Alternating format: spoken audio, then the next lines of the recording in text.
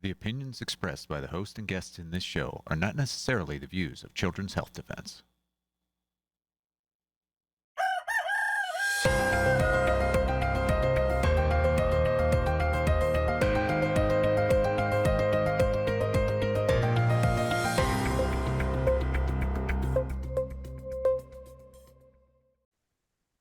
Good morning, CHD. It is Wednesday, June the 24th, 2026. We're live here at CHD TV. We have a great show for you today. In a minute, we're going to be bringing on Brian Hooker, our Chief Scientific Officer, with a very important science update. Then we're going to go to Isabella Yon with Mothers-to-Be. Then, last night, I pre-recorded with Dr. Suzanne Humphreys, this is an exclusive interview for Children's Health Defense, and she has done a deep dive into the military situation with the flu vaccines here in Texas. And it's an important watch for that as well. So this is what's coming up today. But for now, let's go live to Brian Hooker. Good morning. Good morning, Polly.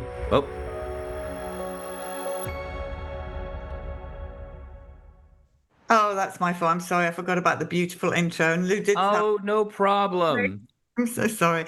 Anyway, Love the intro. This is what happens when you're live, right? Right. No, we just run with it. It's just like the old days of live television. So good. It's great to see you. I am excited for the premiere of Duty to Disobey next week. I know. Exciting. It's playing in my area, so I will be in Red Bluff, California that evening. So dutytodisobeyfilm.com, and there are a few tickets left in locations. There's certainly some here left in Cedar Park in Austin, Texas, where I will be with my family and the filmmakers. And where are you again, Brian? Red Bluff, California, which is about 30 minutes south of Redding and about 2 hours north of Sacramento. It's an interesting little town to, host such an important movie, but we do have quite a military presence here, a lot of veterans. And so I know that lots of people will come out. Yeah, it's going to be fantastic. Really excited for it. All right, we have 3 headlines today. Let's go through with you. First one, cervical cancer deaths in young women fall to 0 for the first time after the vaccine is introduced. Well, I'm sorry, but that's the biggest BS headline I've seen in a long time. Well, first of all, the rates of mortality associated with cervical cancer are basically 0 already. They are nil.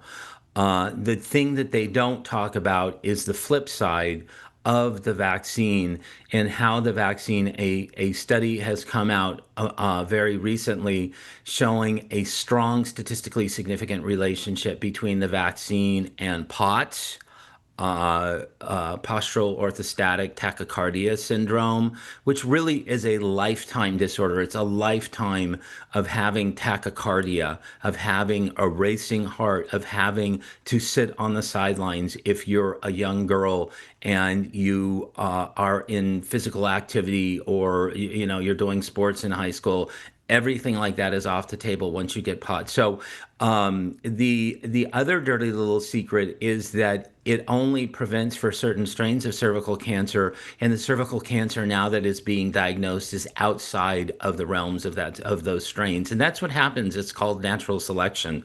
Once you suppress one form of the virus, then the other forms of the virus spread, and so it is basically a nothing burger about something that was nothing prior to the introduction of the vaccine. It's really pap smears, it's really screening that has lowered significantly the rate of cervical cancer.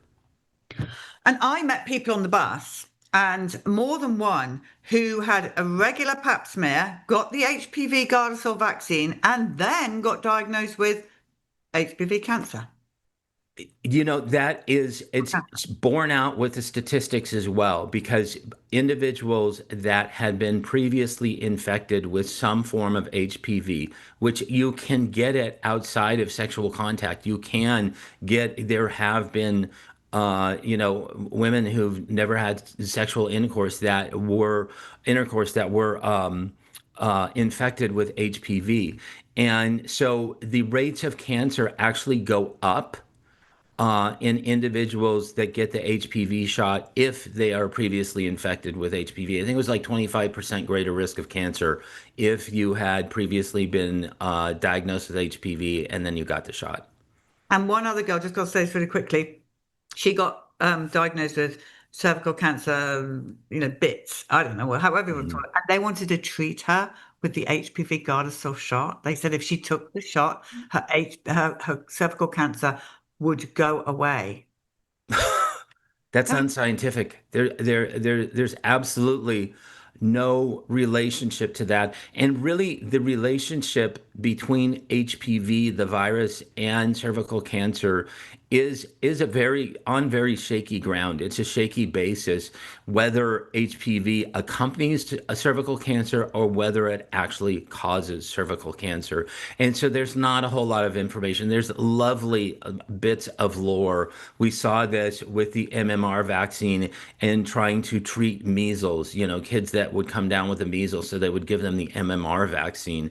It's hocus pocus voodoo. It's not medicine. no, it is not. All right, let's go on to the next headline, please. It is COVID shot is tied to lower risks of heart attack and cardiac death. I mean, where are they getting this from? They're getting this from lying because there's so much information out regarding cardiac disease and cardiac issues following the COVID shot. When you get the COVID shot, it introduces something that creates an autoimmune response to your cardiac muscle. When you have an autoimmune response to your cardiac muscle or any type of exaggerated immune response, then you get things like myocarditis, you get things like pericarditis, you get enlarged heart. You get then clotting that is associated with the spike protein interacting with a cell type called platelets. And when that clot then goes through your cardiac muscle, you get what's called a myocardial infarction, and you have a heart attack. So when you look at the supplements of these papers, they show the exact opposite. So what's happened is the study author has manipulated the data to show something that's absolutely not there. All right, we have one more headline coming up.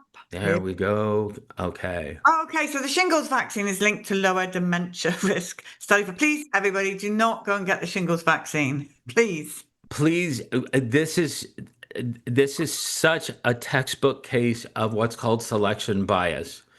Now, individuals that are susceptible for something like dementia are showing early signs of dementia are less likely to make a choice to go and get their shingles shot. Okay. They're less likely to undergo other types of medical interventions that could, immunosuppress or do something to their very, very fragile system. So, therefore, those individuals that are less susceptible to dementia are probably going to get the shingles shot in the first place. So it's a very, very slim difference that they saw, and all of it really boils down to selection bias. They're going to come back and say the chickenpox shot grows hair, and people like me will line up and say that I'm going to get my full head of hair and prevent chickenpox all at the same time. But these are completely unrelated. And they're really, I have to say, they're really jumping the shark in order to do any and everything possible to get people to get vaccines. It's like the COVID era and getting free French fries. Right, and when I interviewed that family up near where you live, with generations and generations of unvaccinated, I mean, his family have been doing this for a long time, no dementia. So the question then is what is actually causing dementia? Because so if they're telling you to take a shingles vaccine to help dementia, I can tell you the opposite will happen. Always does. It always does. And dementia has been linked to aluminum in the brain. And I think we need to be very, very careful about that for individuals that are getting their flu shot, individuals that are getting their Tdap shot.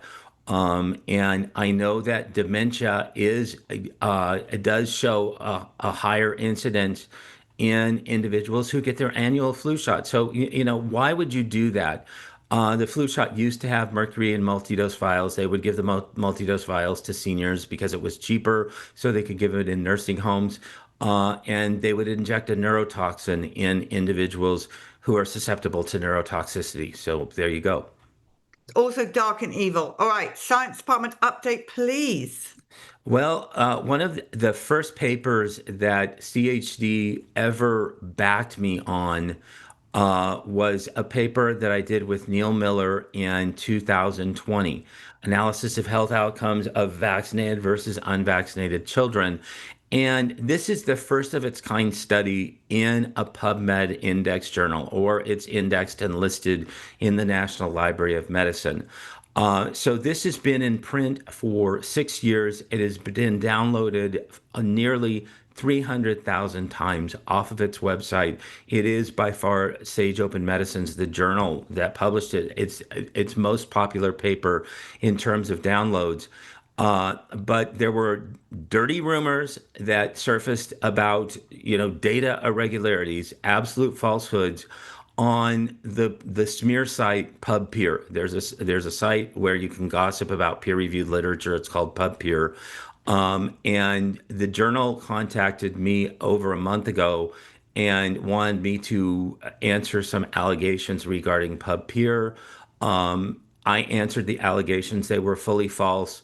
They emailed me in a way, and they said they were going to put a notice of concern about the paper. So if you look at the paper now, it actually says this: we have an expression of concern about this paper, and it's under investigation. That's what it's about. It's essentially the timeout chair for research scientists.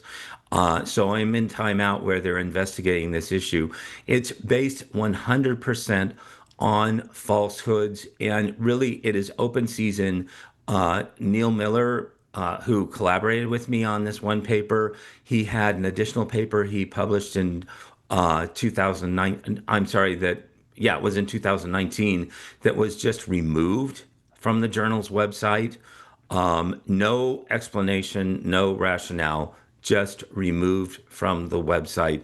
And this is a very important paper regarding infant death and its temporal proximity to vaccination, showing that about 58% of all infant deaths occurred within 3 days of vaccination, and 78% within 7 days of vaccination.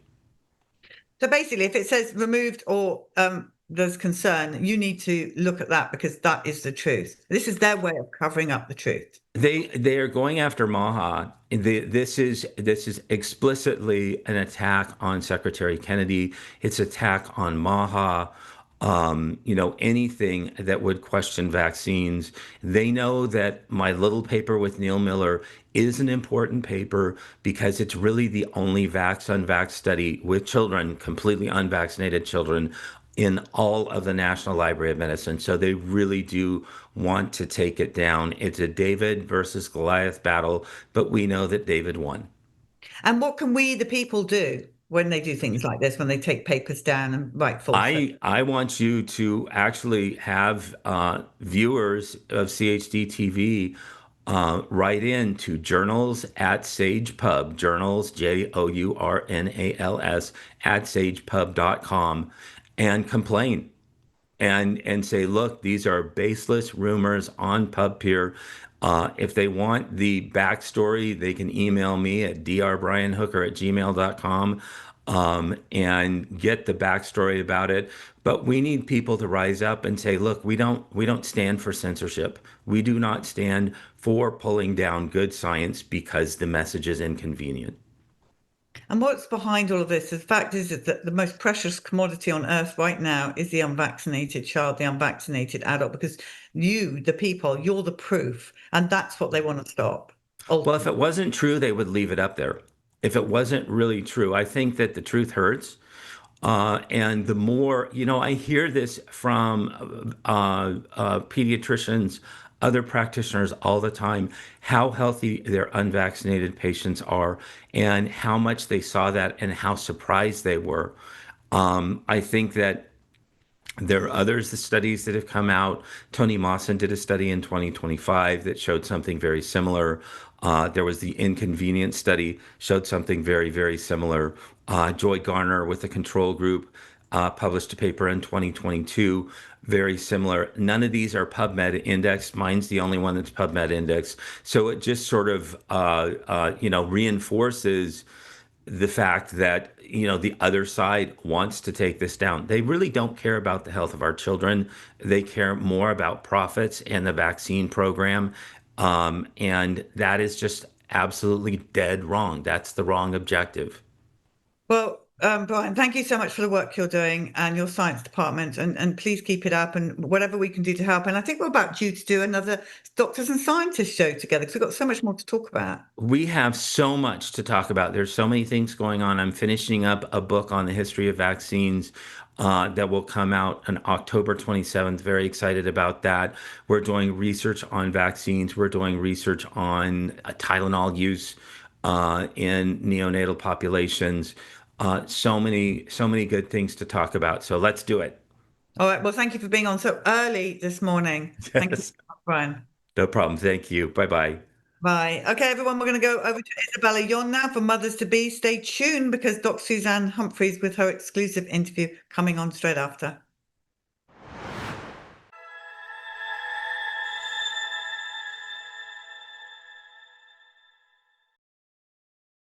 Good morning, CHD TV. My name is Bella Yon. Welcome to our Mothers to Be segment where we chat all things pregnancy, birth, and postpartum.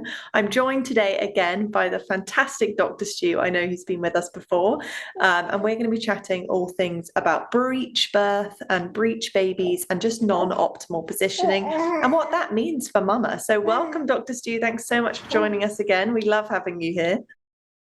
Bella, thank you and congratulations. Thank you. Yeah, it's lovely to see the little head at the bottom of the screen. Yeah, This is so great. Just poking out.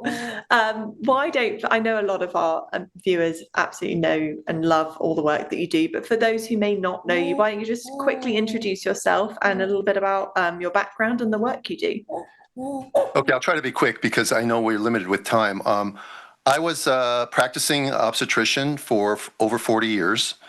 I spent 28 years in the hospital setting and then left the hospital and spent the last 12 and a half years of my career in the home setting. I have been semi-retired now from delivering babies or catching babies since the end of 2022, so almost 3 years now. And my time is now spent teaching around the world breech and twin skills. I teach a class called Reteach Breech, was my t-shirt. And then I have a podcast with my co-host Bliss Young. It's been going on for quite a while now. And we talk about pretty much everything birth. And I've written some papers on birthing breech and twins in the home setting. And I speak at a lot of conferences, and I advocate for informed decision-making and for autonomy for women and sovereignty in their bodies. Which can really is so necessary right now because there seems to be more and more an assault on logic and common sense in the medical world. And so I hope to be a voice of reason for those people that care to listen. Yeah, fantastic. Well, we absolutely love your work. Why don't we just start with the basics? And that is, what even is a breech baby? Like, what is breech? And how common is it? Well, I have my baby here. Love it. Thought this might help since it's video. A breech baby is a baby that comes with its bottom first. Breech is just another word for butt and the bottom. And there are different variations of breech birth, but babies can be breeched during pregnancy at any time. And if you have a 20-week scan or something and the tech happens to say the baby's breech, don't get all panicky. Because breech in our society right now is kind of coordinated along with scariness and C-sections and stuff like that, which is one of the things that I'm trying to teach is not necessary. When I trained back in the early 1980s in my residency, breech and twin vaginal delivery was just considered normal. Matter of fact, we liked doing them. They were fun for us. They took us out of our mundane thing because we got to do hands-on breech deliveries. Breech has now evolved to a little bit where some of it is hands-on and some of it's not, and it really requires a skilled practitioner. The problem, of course, is they're not teaching this skill much in modern residency programs anymore. So a breech baby is a baby that comes down with its butt first. And if people can see that, when the feet are up by the head, they're like in the diving pike position, that's called frank breech, and that's about 70% of breeches at term.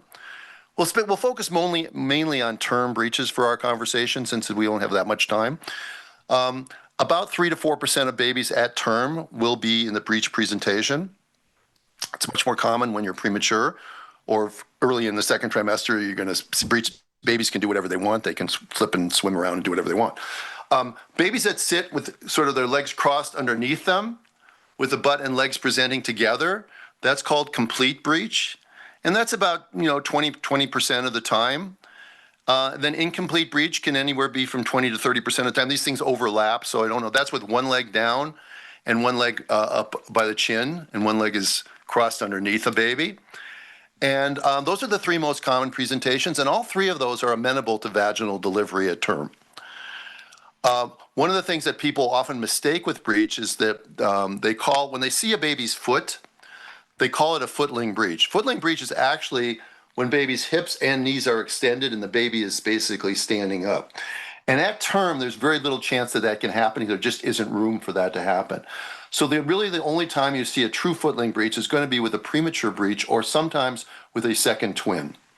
But when you see a baby that's laboring breech and the foot just happens to pop down, that's just a complete breech with a dropped foot. And that is not something that needs to be worried about. And there's a lot of misconception. And by the way, if you try to Google breech positions, they misdescribe footling breech pretty much in every photo you can look at. So even the literature out there is incorrect. But the most common, again, is frank breech and then complete breech. Both of those can be delivered vaginally if certain criteria are met. Okay, amazing. And let's talk about that, because I think for a lot of women, especially those going through the hospital system, they're actually told, well, a breech baby automatically means a C-section. I'm guessing this is not actually true. It's not true at all. Even the organizations like the Royal College of OBGYN or the American College of OBGYN don't support automatic C-section for breech. What they do recommend, however, is that breech birth be managed with a skilled practitioner. So the limiting factor for most of these places is not the place, it's the paucity of skilled practitioners. There's just no one's being trained anymore in the medical model. Now, this occurred in the late 1980s and 1990s. There was a debate going on between vaginal delivery for breech and cesarean for breech. And many papers came out saying that vaginal delivery for breech was just fine, and many papers came out saying cesarean was safer. I believe that there was a movement within the medical community, whether it be academic medicine or financial gain, that really wanted C-section to prevail. And in 2000, a paper came out which was called the Term Breech Trial. It was initially thought to end the discussion because it showed that C-section was safer for breech delivery than vaginal delivery, yet this paper was completely flawed. It had a lot of errors in it. It should never have made it through peer review, yet it did, probably because of the reason I just stated. It was preordained that this is what they wanted. And so this paper came out, and suddenly around the world in residency programs and hospitals, breech delivery was being dropped, and immediately cesarean section was being instituted. And since 2020, since 2000, there have been many, many articles that have come out on breech, larger in scale, correcting for the problems of the term breech trial, that have showed that breech birth is actually pretty much no different. Wow. Better for the baby, it's better for the mother. There's a slightly greater risk of a bad outcome with a breech birth, but not statistically significant. And it's better for a mother's future babies if she's able to have a vaginal delivery. And the success rates are quite high. And yet, still, if you go to pretty much any hospital, their policy will be that C-section is what we do for breech. Yeah. And your listeners need to understand that policies are not laws, and policies are not rules that you have to abide by as a consumer. However, if you go to a hospital that has no one who knows how to do breech delivery when it's necessary, most breeches, by the way, when women are upright, about 2/3 of them will deliver without much of anything. And about 1/3 will require skilled maneuvers. So you really need to have that skilled person there.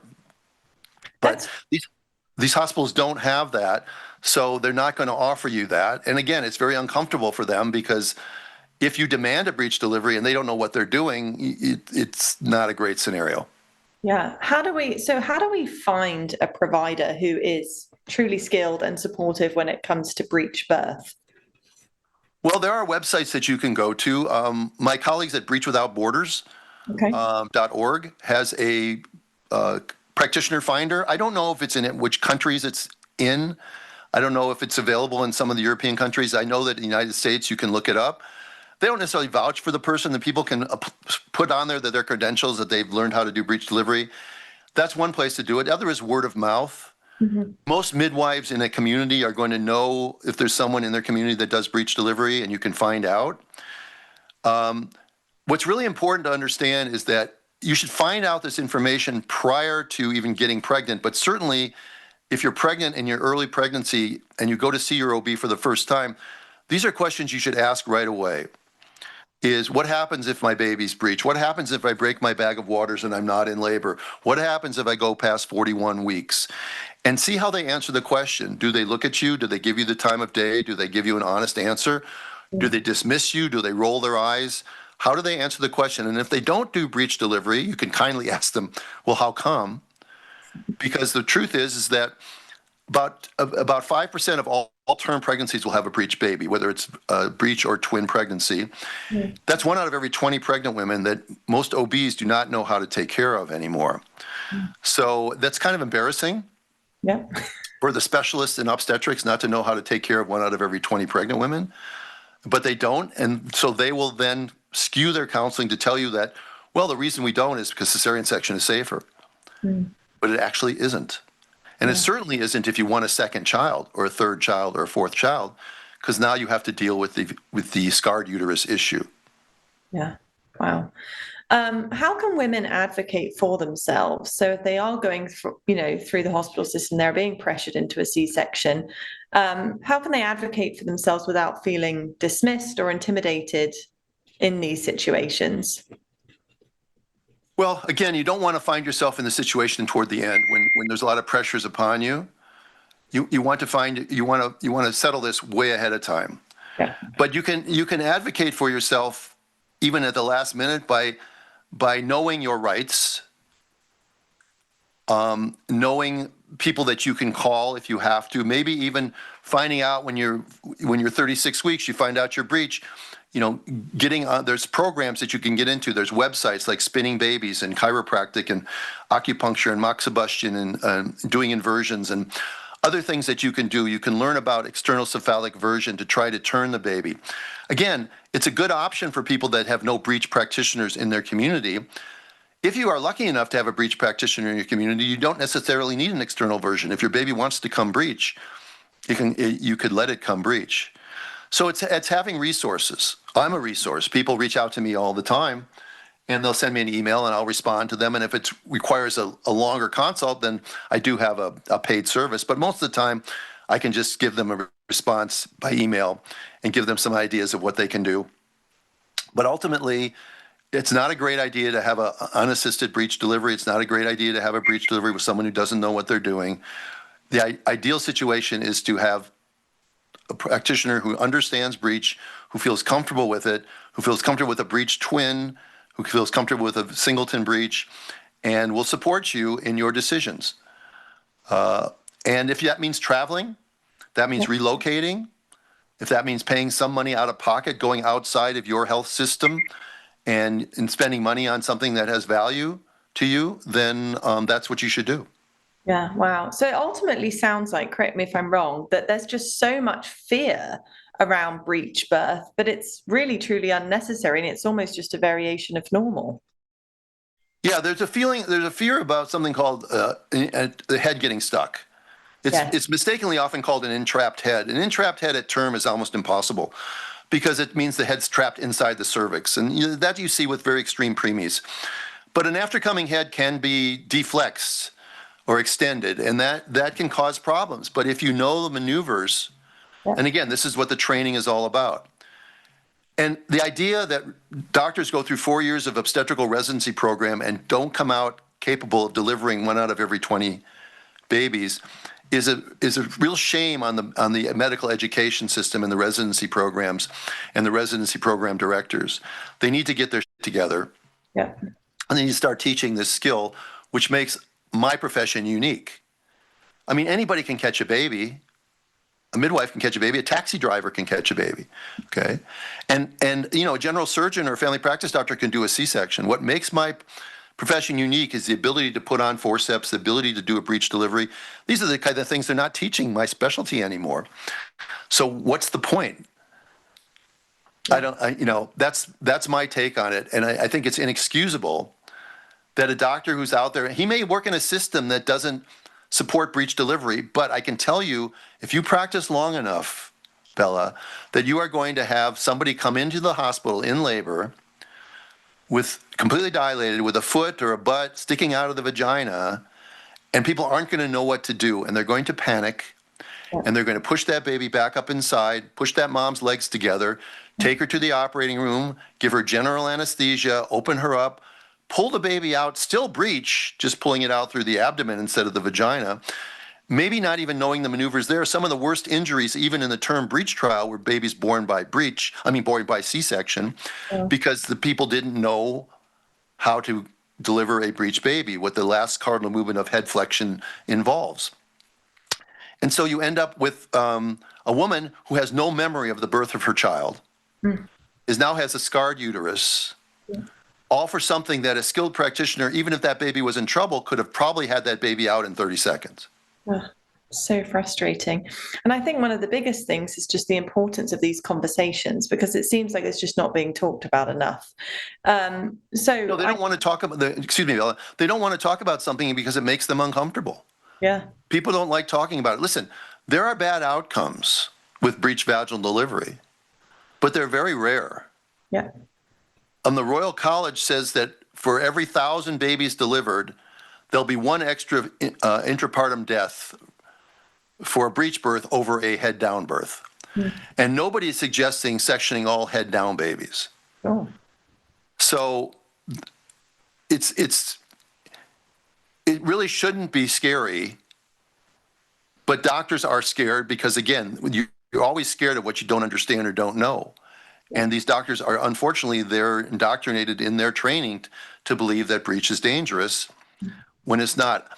I could teach Breech Without Borders, or Frank Lewin in Germany, some of the other people that teach breech delivery.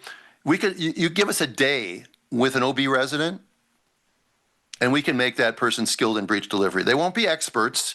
You've got to do a lot of them, but you'll know what to do when that woman comes in with the baby's butt sticking out of the vagina, and you won't be panicked. And wouldn't that be nice? Yeah. Why do you think there is such a lack of education surrounding this? Why do people just not want to go there, it seems? It's not a kind explanation on my part. It's rather sinister. Doing a C-section for breech carries a little bit less liability. It's more expedient. You come in at 7:30 in the morning, you're out by 8:20, you're back in the office by 9. Sure. Breech baby in labor, some hospitals will have policies that say that you need to be there the entire time. You don't get paid more in pretty much any system if you're with a woman for 45 minutes or if you're with a woman for 44 hours and 45 minutes, because of the way the fee scale is set up. So there's that. There's ignorance. And then then you can't put aside the money. Yeah. Again, doctors may not make much more money doing a C-section for breech, but they save a lot of time. But the hospital makes a lot more money doing breech.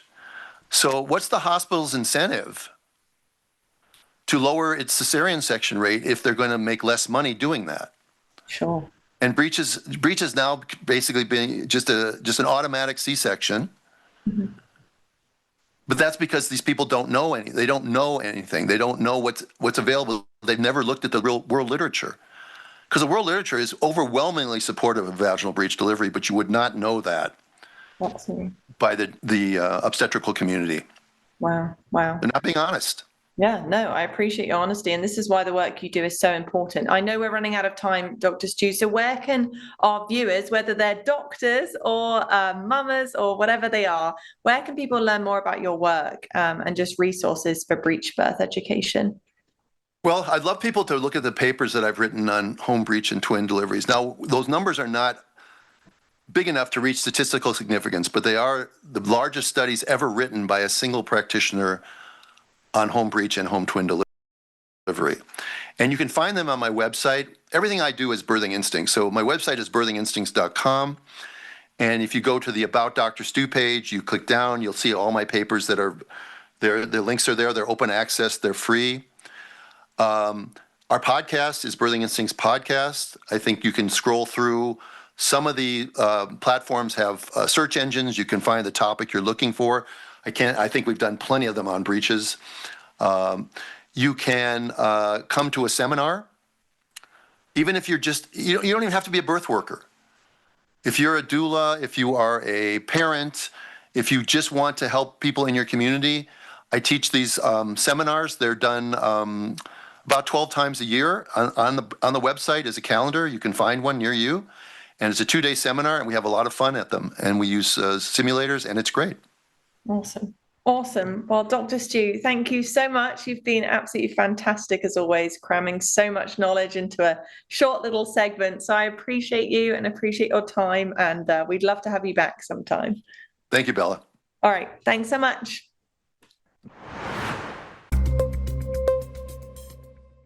All right, now let's go to a topic that's causing a lot of stress in the military. Let's pull up the headline. More than 150 troops at Lackland Air Force Base in Texas have been infected with influenza over the past 3 weeks, less than 2 months after Defense Secretary Pete Hegseth said troops would no longer be required to be vaccinated against the flu. Well, now we've got Dr. Suzanne Humphreys, who's going to run us through what this is all about. Good morning, Dr. Suzanne Humphreys. Hello, good morning, Polly. How are you?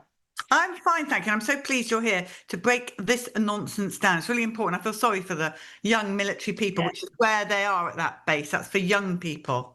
Me too. It seems anytime there's a little wedge in the door, man, that door gets slammed shut and that wedge gets broken off at the tip, doesn't it? I mean, this is a great example. So yeah, as you said, it was April when Pete Hegseth made the vaccine optional I don't think it was for every single person, but it was for all active duty, reserve service members, and Department of Defense civilian personnel. And basically, this ended a mandate that had existed since the 1950s. Actually, in some literature, it shows since the 1940s when the vaccine was first invented. And his reasoning was that it was an overly broad and not rational mandate.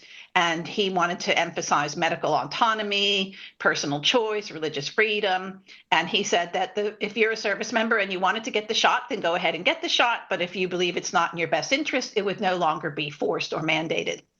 And so that memorandum went out in April. Now, then, very interestingly, we have this recent outbreak. And this is on slide 3, Lou. So this recent outbreak of the flu began in June of 2026. And it was at Lackland Air Force Base in Texas, Joint Base San Antonio. And this is a primary site for Air Force basic military training. I mean, everyone I know that's ever gone to basic went there. My brother went there back in the 1980s. And so there were apparently about 160 recruits, possibly more. I've seen figures up around 200 as well, in the training wing, and they became ill with what they say is influenza. And the vaccination rate among the trainees had dropped to 40%, because guess what? People don't want this stuff for the most part. And so only 40% of the recruits apparently agreed to it. So there were, according to the news, there were at least 2 hospitalizations, and supposedly 1 trainee died. It was a 25-year-old male who tested positive for flu. We don't know how he tested, if it was like 9,000 rounds of PCR, but he apparently also had pneumonia. And so supposedly this is all under investigation, though it is not definitively linked solely to the outbreak. And yes, so what we have up here is kind of a summary. The name is public. He was a 25-year-old Air Force basic military trainee in his 6th week. And it still remains unclear whether his death was actually linked to the influenza outbreak, but that certainly doesn't stop the news from making possible associations and excuses. So I queried where I could find more information on this, and it's just simply not available. And so in the broader context, if you look at the next image that I gave you, this has really gained attention because of Pete Hegseth's April 26, 2026 decision to end that longstanding mandatory requirement.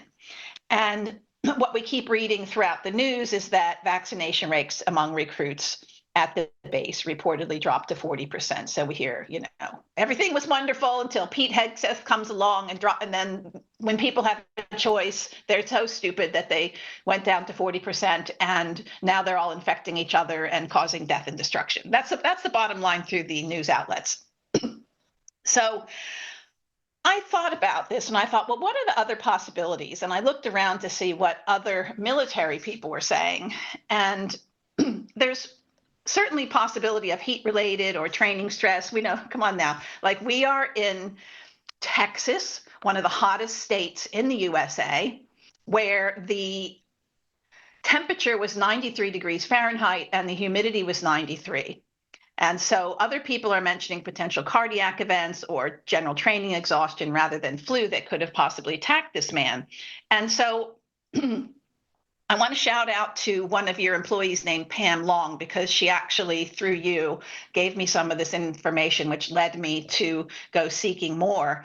And one of the things she linked to, I believe that she did, was that in addition to a study that I'll show you, there's a Facebook page, and I just want to show you some of the comments from the military recruits there, or the military people of all walks and ages, comments that were made about this event where this man supposedly died from the flu because of Pete Hegseth.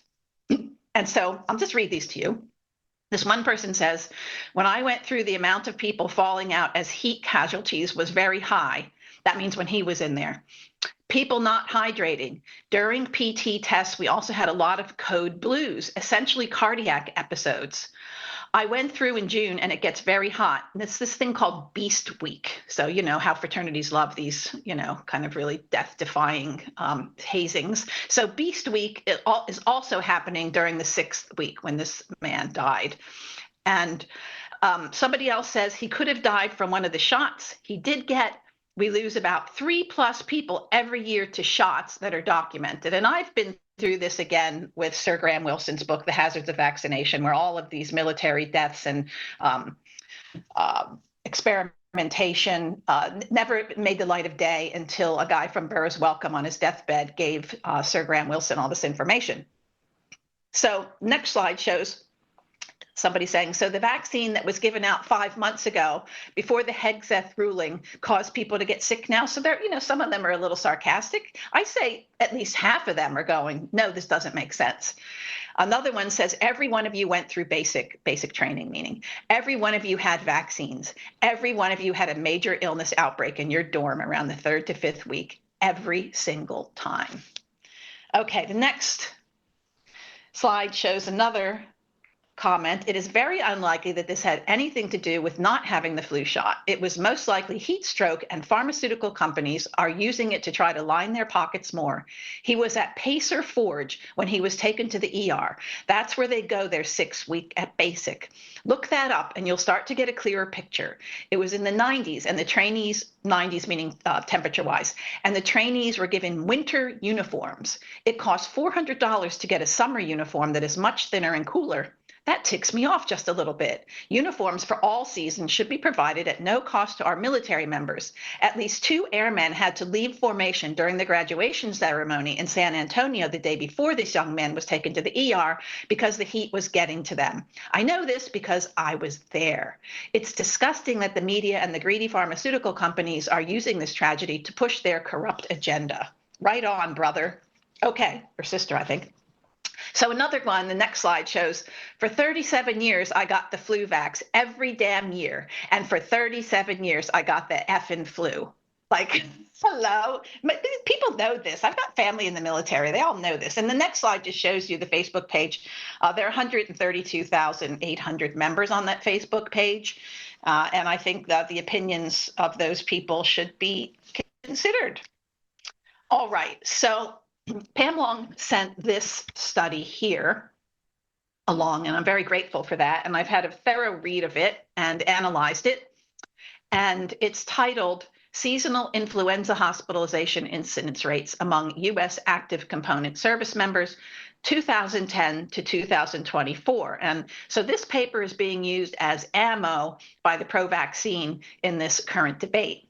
And it's a cross-sectional study that used data from the Defense Medical Surveillance System, including inpatient encounters, to calculate influenza hospitalization incidence rates among active duty service members from 2010 to 2024. Okay, and I think this is actually a good paper, and I'm glad that they did it. The problem is that they're trying to apply this to the situation that's going on today.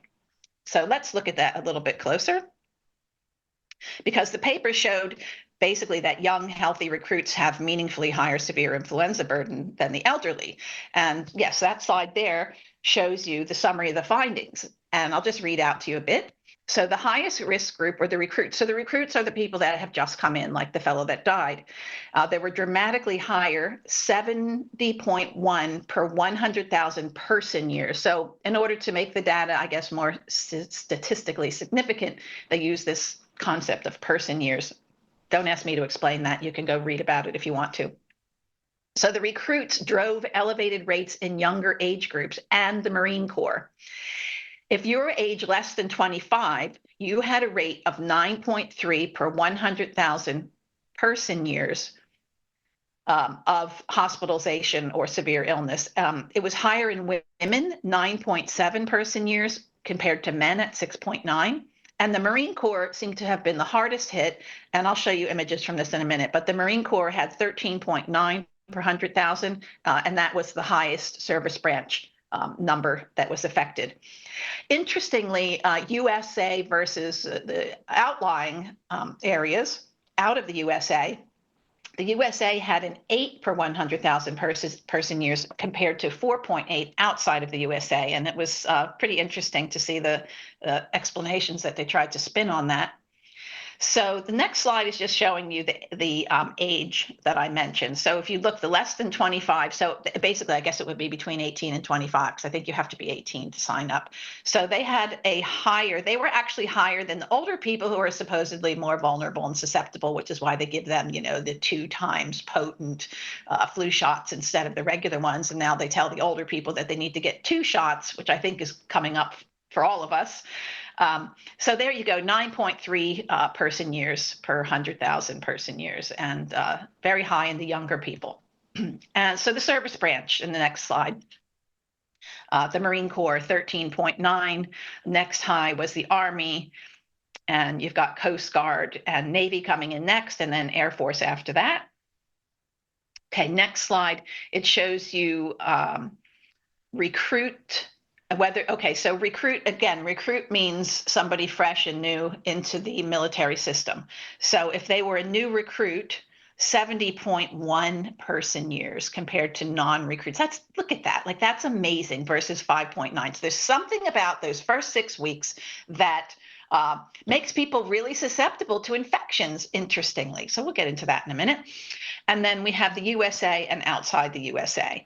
And they said that the outside USA rates were lower due to people seeking medical care outside of medical facilities, which of course makes little sense, because think about it. If you're in a foreign country versus if you're in the USA, where are you more likely to go seek medical care? In the USA or outside the USA? In the USA, right? Where you speak the language and you might, know some of the hospitals in the surrounding area. So they're trying to explain away the fact that something different is happening to certain USA-based young military members, recruits in particular. Okay, so slide 17. I'm just recapping here that the policy change context is that they're basically trying to say that the Lackland Air Force Base uptake of influenza vaccine was 40%. That the June 2026 influenza outbreak at Lackland was between 150 and 220 cases. I guess they can't give us an exact number. Why? I don't know. I don't know if they're using different measurements or if they're, tossing out cases after they finalize when they actually do regular testing, which we know happens with all the different diseases after the news hits. And so this paper that I just showed you, it actually provides no data on the voluntary era outcomes. So it cannot serve as evidence that lowering coverage caused worse results. So any such argument would require new post-April 2026 surveillance data. We can't use that old surveillance data like the pro-vaccine are trying to say, that the measurements between 2010 and 2024 apply to what happened this year. It's just stupid. So next slide, I ask, is Lackland an outlier in terms of, were there really high rates? Like, what are the background rates? And when I investigated that, it does not appear at all to represent a dramatically higher hospitalization rate than the historical pattern. So even with the 40% uptake, there's really no difference. Lackland shows a notable cluster of infections, meaning test positive cases in a lower vaccination environment, but the severe outcomes align or fall within the expected range for recruits under even the old mandatory system. So no matter what the news is saying, there's really no difference in the severe outcomes, even at the 40%. So bottom line here, that report came out in the fall of 2025. Right, that big medical paper that I just showed you, right as the rumors about potentially ending the mandatory flu shot policy were gaining traction, well before Hegseth even made the change, but it's still being used. It was probably strategically timed and framed to create a crisis narrative around recruits having high flu burden, implying that lower vaccination rates would be dangerous, right? But the data is from the mandatory 100% vaccination era. It ignores obvious confounders in basic training that we went through, high heat, high humidity, other vaccinations, wearing your winter uniform in Texas during basic training during Beast Week, and the fact that people were passing out at a graduation ceremony where they weren't even exercising the day before. So it was published right as the mandate was being debated. It was basically used as ammunition. So what vaccines are given on arrival when you're a new military recruit? You'll get a meningococcal vaccine. You'll get an MMR vaccine. It's often given regardless of your prior vaccination. Varicella, chickenpox, if there's no history of disease or of immunity. And I guess if you show up and you go, I don't know if I had chickenpox, bang, they're just going to jab you. The tetanus, diphtheria, acellular pertussis, everyone will get a booster for that because, of course, they'll be really concerned about tetanus. And then there's so many that I had to make a second slide. So hepatitis B for basic trainees, unless they're already immune. But is anybody really testing? I think in order to opt out of this, you would have to go get a titer, and you'd have to think about this before you showed up at the base. And most recruits won't even think about it. COVID-19 is offered voluntary in recent years. Trainees could receive it during their first basic military training and get a second jab later. And then there's others as needed, polio booster, hepatitis A, and they say they will do some blood draws to check immunity. I don't think that's always the case, however. Okay, so let's look at some historical research. And so the Cochrane reviews are very well-respected reviews that even conventional medical people rely upon for safety and efficacy in terms of any sort of interventions. So you can go to Wikipedia and look up what the Cochrane reviews are, because they're very important. And so there was one done in the past by Dr. Tom Jefferson. It became quite famous, and it showed that flu shots aren't effective. And it was, these are very large, comprehensive meta-analyses we're looking at here. And so what they found in the meta-analysis is that 95% of the studies are poor quality with major flaws. But even with that, what Dr. Jefferson reported was that you have to vaccinate 100 people to prevent 1/2 day of missed work. So the quote from the report says Cochrane vaccine field in Italy, an astonishing 95% were found to contain major flaws that invalidate their findings. A mere 5%, says Dr. Thomas Jefferson, coordinator of the review, can be considered reliable, which suggests that most of what we are being told about flu vaccines is false.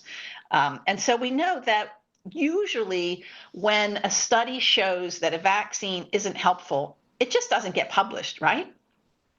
So Dr. Jefferson said in the next slide that you need to vaccinate between 33 and 99 adults to avoid the onset of symptoms in one person. No evidence in any literature that the vaccine avoids person-to-person spread. That taxpayer money is not well spent on flu vaccines, that the bias in most studies is so great that the vaccines appear to work against death for all causes, but not against death from respiratory infections. And he wasn't being sarcastic. Evidence of protection is lacking, and people are being wrongly coerced into vaccinating against flu. But I guess, you know, the powers that be, Mr. Tata doesn't read that. And we'll get to his reports at the end. So next slide, Cochrane Data Systematic Review 2010, Thomas Jefferson again, there's no evidence that they affect complications such as pneumonia or transmission. An earlier systematic review of 274 influenza vaccine studies published up to 2007 found industry-funded studies were published in more prestigious journals and cited more than other studies independently from methodological quality and size. Studies funded from public sources were significantly less likely to report conclusions favorable to the vaccines. The review showed that reliable evidence on influenza vaccines is thin, but there is evidence of widespread manipulation of conclusions and spurious notoriety of the studies. So remember this when you read studies that show how wonderful the flu vaccine is in the military barracks. Remember this and keep it in mind. And in the next slide, remember this. This is Dr. Marcia Angel, who was longstanding 20 years. She was the editor-in-chief of the New England Journal of Medicine, one of the most prestigious and highly read medical journals in the world. And she resigned and she wrote a book. And this quote is from the book. It says, "It is simply no longer possible to believe much of the clinical research that is published or to rely on the judgment of trusted physicians or authoritative medical guidelines. I take no pleasure in this conclusion, which I reached slowly and reluctantly over my 2 decades as an editor of the New England Journal of Medicine." So regulatory capture, people, that's what it is.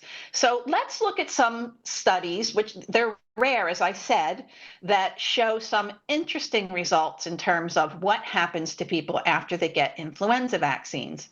So this one here by Wolf, this is a large real-world analysis. There were thousands of tested individuals here from a military surveillance system with high vaccination rates.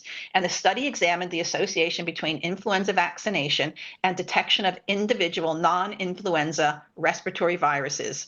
And they looked at the odds ratios. So remember, I said, studies don't get published unless they show that the influenza vaccine was beneficial. So we have to read between the lines and read what it says outside. So this study did publish that the influenza vaccines prevented transmission and severe illness among these vaccinees. But is that all there is to it? I don't even believe that's true, but let's say that it is.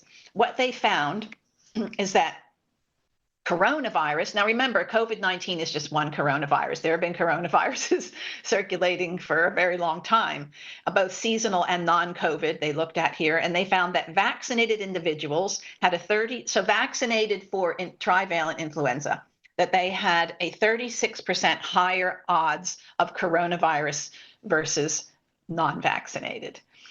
Okay, human metapneumovirus. They found that vaccinated people had a 51% higher odds of that detection compared to the non-vaccinated. Okay, next I want to show you a study that I cite all the time because I think it's really important. And the reason I think it's important is because they used an actual saline placebo. And that's another thing you have to look at when you're looking at these studies. What was the actual placebo? What did the so-called placebo arm received? Did they receive the entire other vaccine schedule and just not one vaccine? Did they receive the background substance of the vaccine but not the antigen? Did they receive another vaccine like a hepatitis A virus? Because this is what we mostly see. So this is a unique study because they actually did use a saline placebo. And while they didn't find a big difference between influenza infections between the vaccinated and non-vaccinated, what else they found was pretty darn interesting.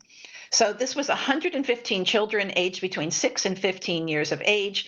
They received a single dose of the 2009 trivalent inactivated influenza vaccine versus a saline placebo. It was double blinded.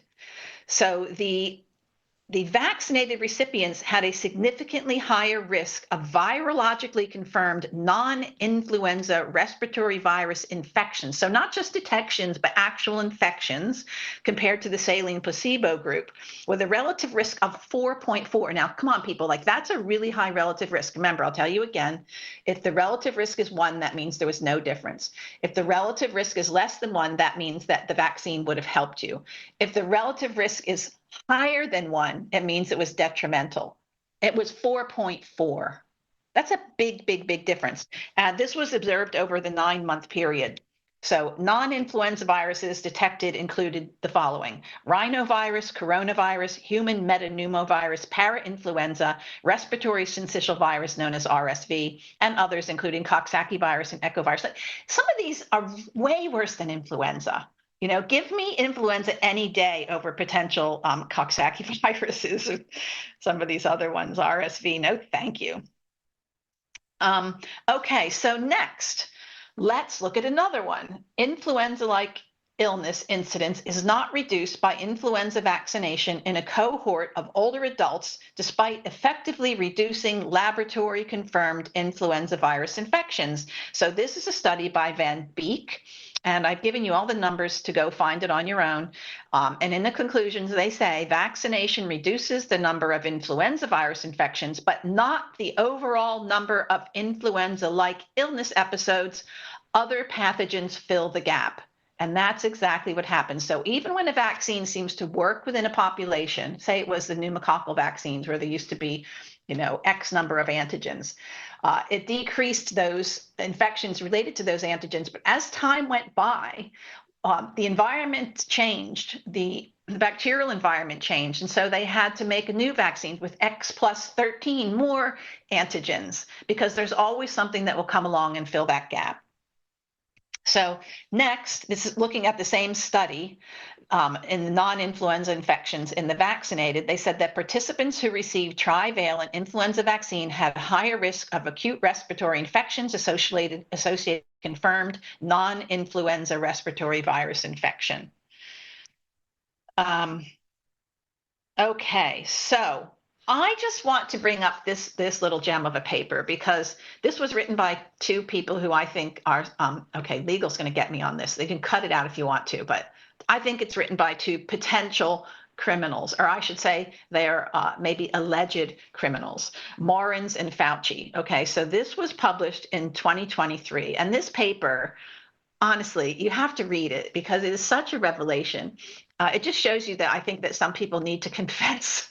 I just don't know why they would have published this unless it's because there's new influenza vaccines coming soon. And I think there are. I think we're going to get the mRNA vaccines. They're talking about vaccines that can be dropped into the eyeballs. It's all written in this paper. But I just want to read to you a few of the comments from this paper. They say, surprisingly, little has changed with influenza vaccines since 1957, when they were first administered in U.S. national vaccination programs. Over the years, influenza vaccines have never been able to elicit durable protective immunity against seasonal influenza virus strains, even against non-drifted strains. They mean even if you make a really good match, that they've never really been very effective. So you'd never know that by these mandates. You'd think it was God's gift to humanity that was going to save lives throughout all lands all over the globe. Okay, so continuation. As of 2022, after more than 60 years of experience with influenza vaccines, very little improvement in vaccine prevention of infection has been noted. As pointed out decades ago, and still true today, the rates of effectiveness of our best approved influenza vaccines would be inadequate for licensure for most other vaccine preventable diseases. I guess the military doctors haven't read this paper. Furthermore, the duration of vaccine-elicited immunity is measured only in months. Current vaccines require annual revaccination with updated formulations that are frequently not precisely matched to circulating virus strains. Continuing, I think this is the last quote, as variant SARS-CoV-2 strains have emerged, deficiencies in these vaccines reminiscent of influenza vaccines have become apparent. So it's not just influenza vaccines, it's all these subunit vaccines for influenza-like illnesses. The vaccines for these two very different viruses have common characteristics. They elicit incomplete and short-lived protection against evolving virus variants that escape population immunity. And it also escapes barrack immunity. And I'm going to tell you why in a minute. I've got some more information for you. So the last quote that I took out of this paper says, beyond intranasal vaccination, because that's what they're working on now. They've already had an intranasal vaccine, but they're coming up with new ones. We will, they don't necessarily replace the old vaccines. Sometimes they're added and put in addition to the injected vaccines. We will need to more fully explore responses to vaccination in other respiratory immune compartments, such as eye drop, conjunctival vaccination, and particularly aerosol vaccination for certain respiratory viruses. So, I wonder if the military might possibly be volunteered for these studies, because, you know, they do like to have healthy people to do the studies. They won't do the studies on the people that the vaccines are later mandated or forced upon, you know, children with disabilities, adult with horrible lung diseases. No, they like to use military recruits for new vaccines because they are deemed to be relatively healthy, at least before they enter military training and hit their 6th week during Beast Week. So let's go back to some basics, because I've done a lot of research on influenza vaccination. And so some of this comes from back when I was researching in 2011 to 2016. And I've got all the references there for you. You can go and look them up yourself on PubMed. But influenza, now we're talking about children here, but look, some of these people are basically, you know, the 18 to 25, right? That T cell immunity is okay. So let me back up here. Children who are not vaccinated against influenza, when they develop influenza, they get T cell immunity that is comprehensive, right? The vaccinated children did not, because the vaccine prevents an important branch of the immune system, the CD8 immunity, okay? Unvaccinated children are better protected against multi-strain flu viruses.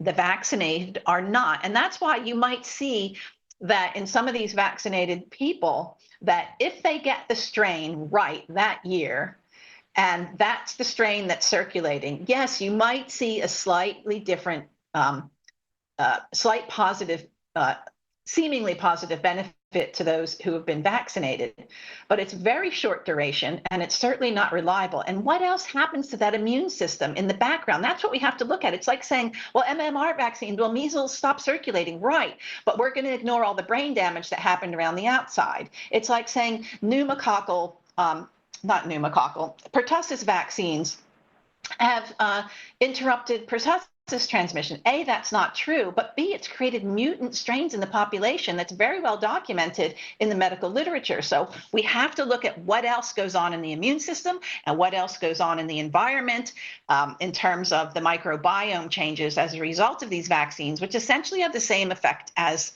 antibiotics. But here we're talking about the immune system. So there's unvaccinated children have a higher likelihood of asymptomatic infection, but that also means less shedding, right? Because if you have a symptomatic infection, that means that you're more sick, right? So you're going to be sneezing and coughing. So unvaccinated children also have higher numbers of cross-reactive and specific CD8 cells. So that's important in terms of not just the strain that's circulating, but other strains that might be coming at the same time. Non-vaccinated people have a better chance of warding off those infections than people who are vaccinated against a specific antigen. So vaccine antibodies are actually what prevent this phenomenon in the vaccinated. Unvaccinated children are less susceptible to yearly flu infections than vaccinated. It's all in this article. There's a lower risk of pandemic infections than yearly vaccinated children. They're simply healthier and their immune systems are much more accurate and strong. This Bodewiz study, really important, just a couple of quotes from it. Inactivated vaccines induce virus-specific CD8 lymphocyte responses inefficiently, and annual vaccination with this type of vaccine may even interfere with the development of virus-specific CD8 positive lymphocyte responses otherwise induced by natural infections. So yeah, it might be a good idea to allow people to have one episode of influenza, because if you're between the years of 18 and 25 and you're treated properly, your risk of death is pretty much zero. All right. Now, summary, inactivated influenza vaccines, they activate Th2 antibody, and unlike the infection, vaccines do not activate and actually interfere with the cellular immunity CD8. Natural infection activates the T cells that not only have an effect on the matched viruses, but also other viruses known as cross-reactivity. Okay, now lastly, I want to talk about why I think this, what would we call it? This backlash happened only within 2 months. Why? So Hegseth comes out in April and says, yeah, you know, we're just not going to force these vaccines on people. If they want to get them, they can get them, because he probably knows some of the data. And, you know, over the years, things like this have happened where either rumors or of real things or the actual real things being published that are somewhat damning to the vaccines themselves, to the vaccination programs. And then you have medical authorities sweeping in and either covering it up so that the public never sees it from the light of day, or just talking about it amongst themselves, acknowledging something, maybe quietly pulling something off the shelf, but never really making the announcement that this vaccine was causing problems. And we know that when it came to the polio vaccines, there were huge amounts of problems that most of us grew up never hearing anything about. I certainly went through medical school, never heard anything about it, until I started talking about, of all things, influenza vaccines and what they were doing to my patients, what they were doing to the kidneys of my patients, to the blood pressure of my patients. And I was told, as a response to my complaints about the hospital policy, what about polio?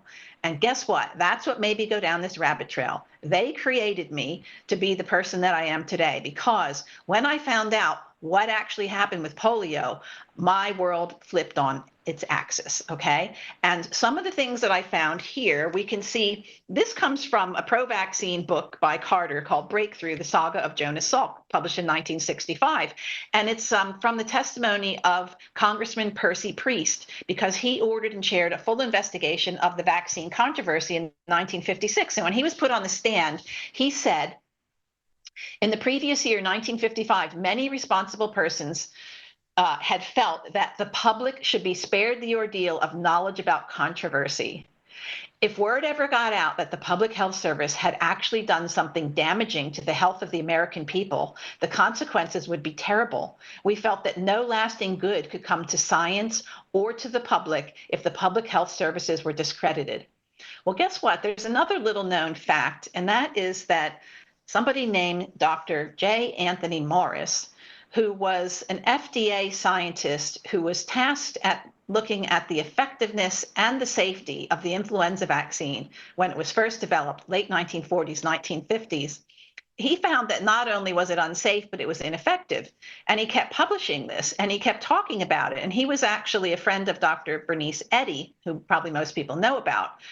And he was so tortured by the upper people in the upper rungs of the laboratory at what was known as a Division of Biologic Standards, I believe, the former FDA. They shut down his lab. They killed his laboratory animals. They took away his documents and all of his laboratory notebooks. And he had to actually hire an attorney, got him his job back.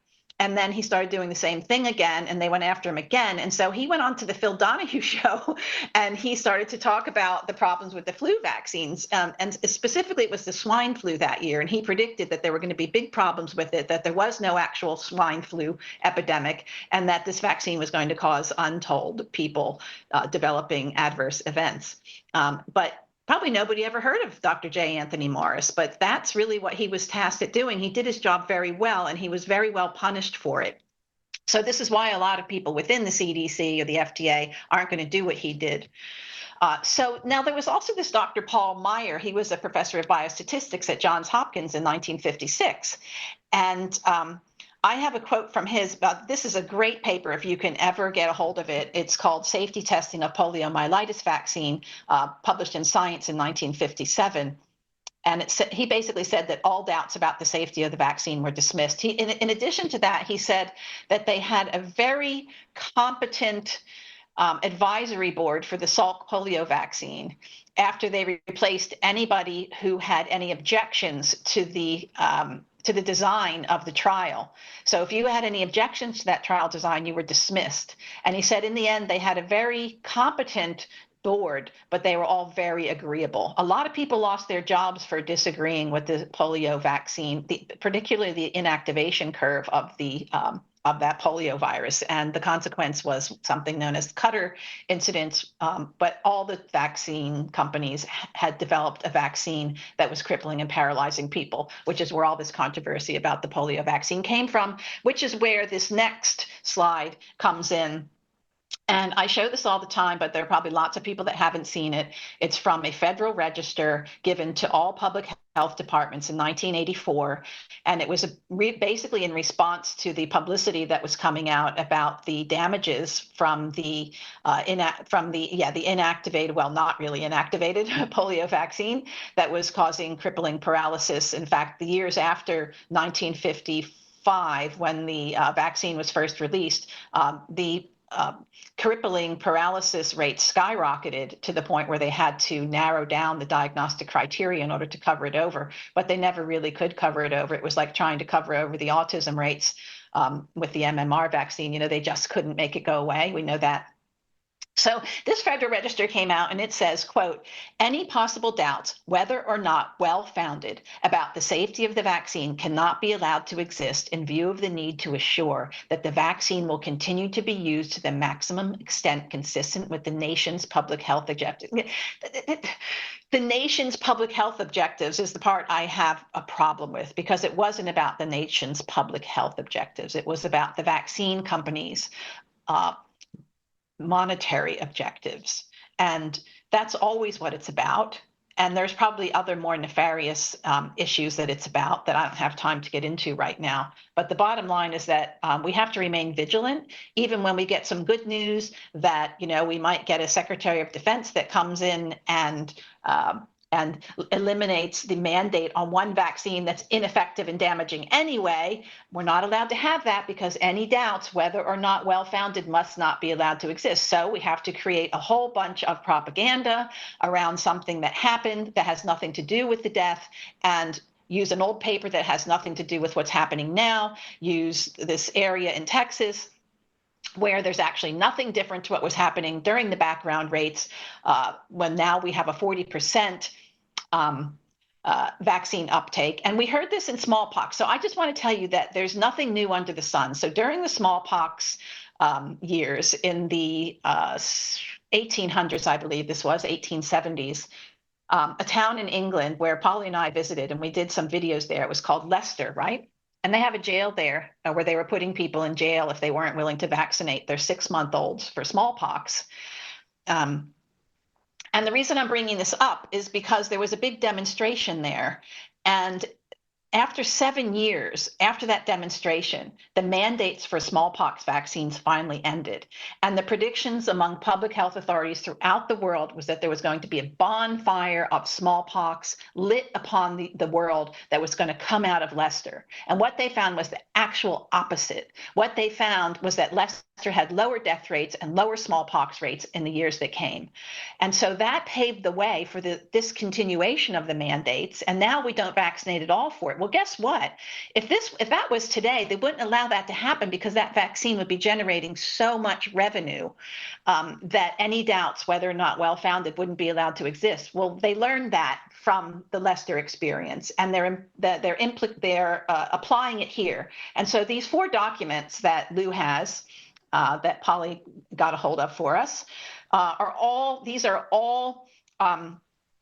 new documents that were basically known as targeted policy exceptions, restoring mandatory flu shots for high exposure or high consequence groups, such as recruits in training, deployed units, medical staff, child care workers. They have a whole list of different people, even though the vaccine is now generally voluntary for the broader force.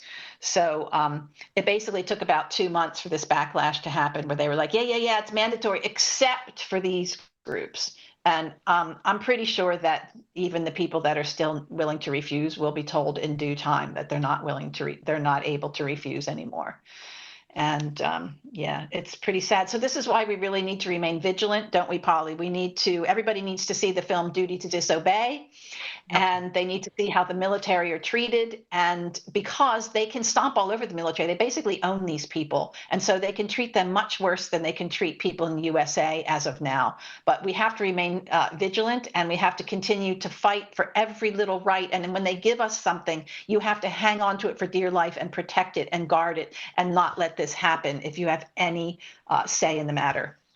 Yes, that's Duty to Disobey in the theatres for one night only. If you don't book tickets to this film, you're going to miss it. And I will tell you this, at the moment, there are no plans for this movie to be on CHD TV because of a potential other area this film is going in. So if you want to see it, you have to go to the theatres.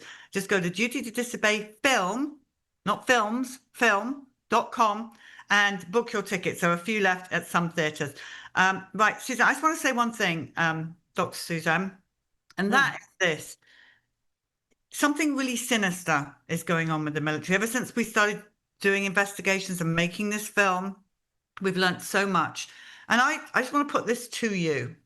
If I was the dark side, if I hated America, what would be the best thing to do? Take out the defense.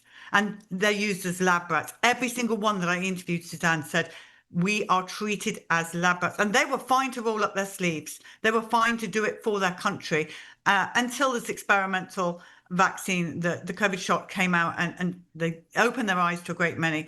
But every single one of them, and I think everybody watching this interview right now, and more people will not put their loved ones, their children, into the military because of this. And that's right. a national security threat. Absolutely. And they've gotten away with it so much that I think they've been emboldened. Like if you talk to Meryl Nass, the Gulf War syndrome, it was a vaccine related phenomenon. And I have family members that were in the military. One of them went through the Coast Guard, and he was given huge amounts of vaccines, and he said that everybody just kind of laid around sick for the first few weeks, that it was really horrible. And I really worried for his health for a very long time. And you don't know the 20, 30, 40-year consequences of all these jabs. Is anybody looking at vaccinated military versus the general population, 40 and 50 years later, their rates of cancer and chronic diseases? I doubt it.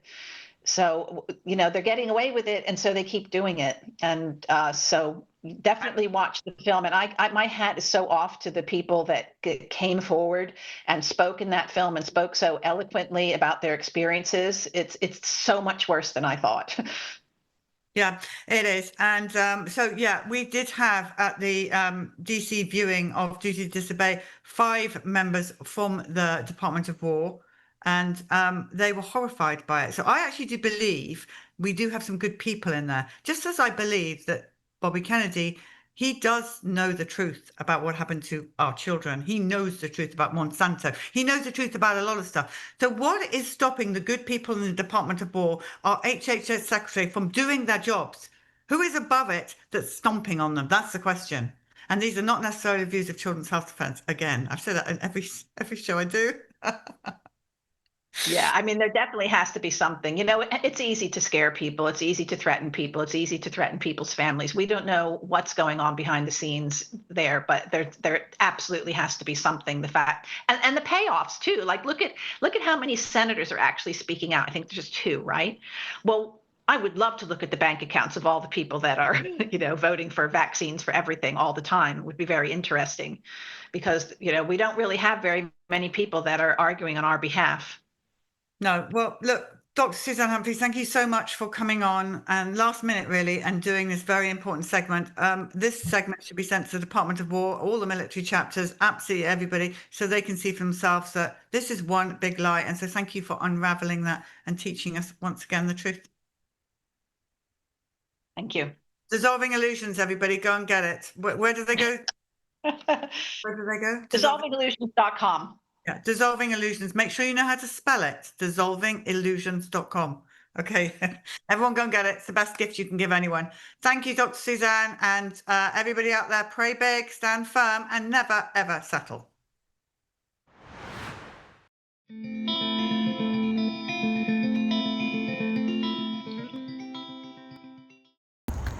Okay, we are live now. Can you tell us your name? My name's Jeff Parker. And this is a story about you. Yeah, it's a story about me. So when I was 2 years old, 1959, the way I knew it is I got really sick. My mother said I got really sick. She took me to the hospital. I stopped breathing when I was in the hospital. They got me breathing again. And then when I recovered, she said I was very sick. When I recovered, I had a limp. I grew up with a limp in my right leg. And now I know it's a classic right foot polio thing. I didn't know at the time. And I didn't know it was polio until, God, almost 18 years ago, when a bunch of things happened to me. Actually, when I was like 14, my parents took me to the Mayo Clinic and they, tried to get me diagnosed. What was wrong with me? Why did I have this right leg shorter than the left leg? What was going on? And I remember this doctor speaking in the recorder saying I had some very rare tropical disease that my parents worked in the tropics before I was born. I think it got mixed up. But anyway, I knew it was BS. Even at the time, at 14, I was like, this is such BS. But then about 15 years ago, all these things happened to me within a 2-week period. It just, all of a sudden I realized, oh my God, I had polio. Because first I ran into this farmer across the street and I'm looking at his leg and I'm like, dude, what happened to you? Because whatever happened to you is what happened to me. Because your legs look just like mine. He goes, no, I had polio. You didn't have polio. I'm like, no. If you saw my legs, you wouldn't. It's just like yours. And then like a few days later, I went to get some special shoes made because my right foot is so much smaller than my left foot. From this, at that time it was like a 75-year-old black guy who made special shoes for basketball players and people that had special feet. And the guy's measuring my feet and he goes, you had polio. I'm like, no, I don't know if I had polio. I don't know what I had. He goes, you had polio. I've been doing this for 50 years. You had polio. And I'm like, it's not for sure. And he went and started grabbing molds off the wall. And he put them next to me. He goes, look at your feet. Look at these molds. He goes, these are all polio. And I'm looking at him, I'm like, wow, those are just like me. And he says, how old are you? And I said, yeah, I was born in 57. He goes, yeah, these people are all born like 57, 58.